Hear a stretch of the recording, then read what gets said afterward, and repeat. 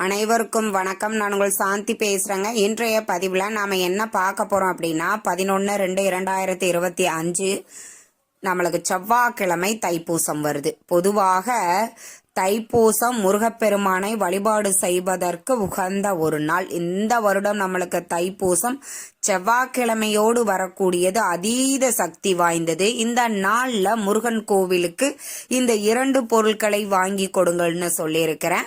அது என்னென்ன பொருட்கள் அப்படிங்கிறத பத்தியும், இந்த தைப்பூசத்தன்று நாம விரதம் இருந்து முருகப்பெருமானை எவ்வாறு வழிபாடு செய்ய வேண்டும் அப்படிங்கிறத பத்தியும் இந்த பதிவுல நாம தெளிவாக பார்க்கலாம். தைப்பூசம் அப்படின்னு சொன்னாலே இது ஒரு நாள் வழிபாடு அப்படிங்கிறது கிடையாது.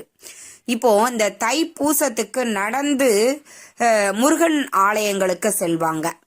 மாலையிட்டு முருகப்பெருமானுக்கு அந்த கிரீன் கலர் உடை அணிந்து, நம்ம எப்படி ஐயப்பன் கோவிலுக்கு மாலை அணிந்து இருமுடி கட்டி போறாங்களோ அதே மாதிரி ஆண்கள் 48 நாட்கள், 24, 6 நாட்கள், ஒரு நாள் அப்படின்னு சொல்லி இந்த தைப்பூச விரதம் இருந்து முருகப்பெருமானை வழிபாடு செய்வாங்க.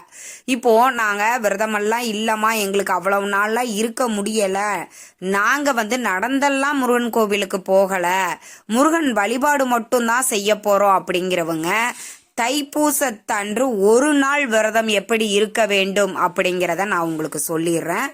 இப்போ தைப்பூசத்தன்னைக்கு காலையிலேயே எழுந்திருச்சு குளிச்சுட்டு உங்க பூஜை அறையில இருக்கக்கூடிய முருகப்பெருமானுக்கு நல்ல செவ்வரளி பூக்களால் அலங்காரம் பண்ணிக்கோங்க. ஏன்னா இந்த செவ்வரளி அப்படிங்கிறது முருகப்பெருமானுக்கு ரொம்ப பிடிக்கும்.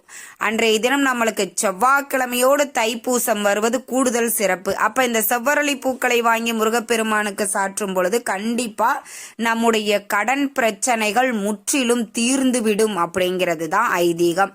கண்டிப்பா செவ்வரளி பூக்கள் உங்களுக்கு கிடைக்கும். இது ரொம்ப விலையும் கம்மி தான். ஆக எல்லாராலையும் வாங்கக்கூடிய பூக்கள் தான். கொஞ்சம் சிரமப்பட்டாலும் பரவாயில்லை, வாங்கி வச்சுக்கோங்க. இல்லம்மா எங்களுக்கு கிடைக்கல, நாங்க வெளி ஊர்ல வெளி மாநிலத்துல வெளிநாட்டுல எல்லாம் இருக்கிறோம் அப்படிங்கிறவங்க உங்களுக்கு அங்க என்ன பூக்கள் கிடைக்கிறதோ அதை கொண்டு முருகப்பெருமானை நல்லா அலங்காரம் பண்ணிக்கோங்க. பண்ணிட்டு நம்மளுக்கு தைப்பூசத்தன்னைக்கு நான் ஏற்கனவே உங்களுக்கு 3 தீபங்கள் ஏற்ற வேண்டும் அப்படின்னு சொல்லியிருக்கிறேன். உங்களுக்கு வெற்றிலை தீபம், ஷட்கோண தீபம், 6 அகல் விளக்குல நாம ஏற்றக்கூடிய தீபம், இதுல எது உங்களுக்கு ஏற்ற வேண்டும் அப்படின்னு விருப்பமோ அதை ஏற்றி வச்சுக்கோங்க. செவ்வாய்க்கிழமை அப்படிங்கிறதுனால சொந்த வீடு வேண்டும் அப்படின்னு நாம முருகப்பெருமான் கிட்ட வேண்டிக் கொள்கிற போது கண்டிப்பா வெற்றிலை தீபம் ஏற்றுங்கள். மிக சிறப்பான பலன்களை உங்களுக்கு கை மேல கொடுக்கும். சரி, இப்ப தீபம் ஏற்றி வச்சாச்சு.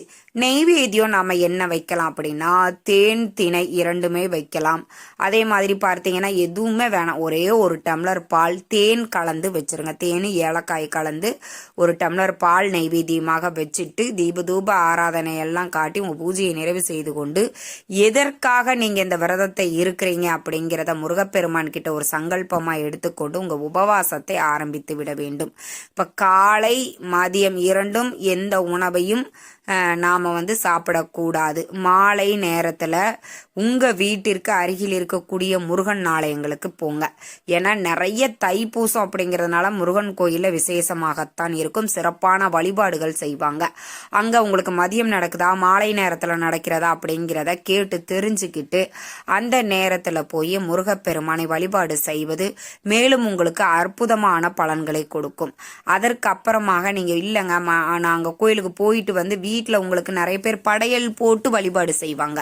அதாவது பூசணிக்காய் பொரியல், சாம்பார், ரசம், மெதுவடை, பாயாசம், அப்பளம் இது மாதிரி வச்சு படையல் வச்சு சாப்பிடுவாங்க.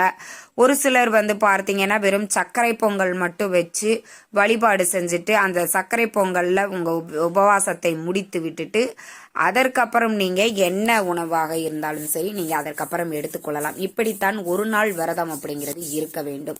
சரி, இந்த தைப்பூசம் அப்படிங்கிறது ரொம்பவே விசேஷமானது. நம்மளுக்கு முருகப்பெருமானை வழிபாடு செய்ய உகந்த நாட்கள். நான் ஒன்று எப்போ என்னுடைய பதிவில் இந்த முருகப்பெருமானை பற்றி நான் வீடியோ போடுறேனோ அப்பெல்லாம் சொல்லுவேன், எல்லாரும் முருகனை வழிபாடு செய்யுங்க. ஏன்னா நம்ம கர்ம வினை குறையணும் அப்படின்னு நீங்கள் முடிவு பண்ணிட்டீங்கன்னா கண்டிப்பாக நீங்கள் முருகப்பெருமானை வழிபட்டால் மட்டுமே இது சாத்தியமாகும். நம்மளுடைய முற்பிறவியிலும் இப்பிறவியிலும் செய்யக்கூடிய கர்ம வினைகள் பாவங்கள் நீங்க வேண்டும் அப்படின்னா கண்டிப்பா முருகன் வழிபாடு அப்படிங்கிறது ரொம்ப ரொம்ப முக்கியம். சரி, இந்த தைப்பூசத்துல நாம முருகப்பெருமானை விரதம் இருக்கிறது எப்படி அப்படிங்கிறத நான் உங்களுக்கு சொல்லிட்டேன்.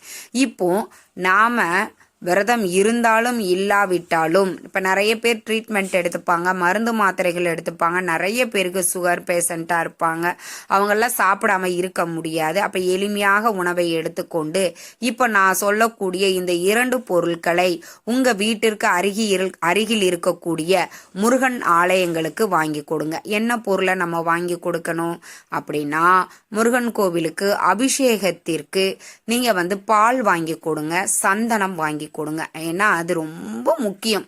ஏன்னா இந்த பால் அபிஷேகம் அப்படிங்கிறது முருகப்பெருமானுக்கு ரொம்ப பிடிக்குமா. அப்போ ஒரு 1/2 லிட்டர் பால் வாங்கிக்கோங்க. எப்போ உங்க வீட்டிற்கு அருகில் இருக்கக்கூடிய முருகன் ஆலயங்கள்ல வழிபாடுகள் நடத்துறாங்கன்னு கேட்டு தெரிஞ்சுக்கிட்டு அந்த நேரத்துல ஒரு 1/2 லிட்டர் பால் வாங்கி கொடுத்துட்டு வாங்க. நிச்சயம் உங்க வாழ்க்கையில சகல நன்மைகளும் நடக்கும். அதே மாதிரி முருகப்பெருமானுக்கு சந்தன காப்பு அப்படிங்கிறது பண்ணுவாங்க. அப்ப சந்தனம் அப்படிங்கிறதையும் முருகப்பெருமானுக்கு ரொம்ப ரொம்ப பிடிக்கும். கட்டாயம் நீங்க பார்த்தீங்கன்னா இந்த 2 பொருட்களை நீங்க வாங்கி கொடுக்கும் பொழுது நிச்சயம் முருகப்பெருமானினுடைய அருள் உங்களுக்கு பரிபூர்ணமாக கிடைக்கும். தைப்பூசத்தன்று விரதம் இருந்து முறைப்படி முருகப்பெருமானை யார் ஒருவர் வழிபாடு செய்கிறார்களோ அவர்கள் வாழ்க்கையில் சகல செல்வங்களும் அவங்களுக்கு தேடி வரும். முருகப்பெருமான் அனைத்து ஐஸ்வர்யங்களையும் அவங்களுக்கு கொடுப்பாங்க அப்படிங்கிறது ஐதீகம். அப்ப கிடைத்திருக்கக்கூடிய வருடத்தில் ஒரு முறையே வரக்கூடிய இந்த தைப்பூசத்தன்று முருகப்பெருமானை சிறப்பாக வழிபாடு செய்து முருகப்பெருமானினுடைய அருள் எல்லாருக்குமே கிடைக்கணும். அதே மாதிரி பார்த்தீங்க அப்படின்னா அன்னதானம் நாம எப்பவுமே ஒன்று சொல்றதா, சிறப்பான விசேஷமான நாட்கள் வருது அப்படின்னா நாம அன்னதானம் செய்வது ரொம்ப விசேஷம்.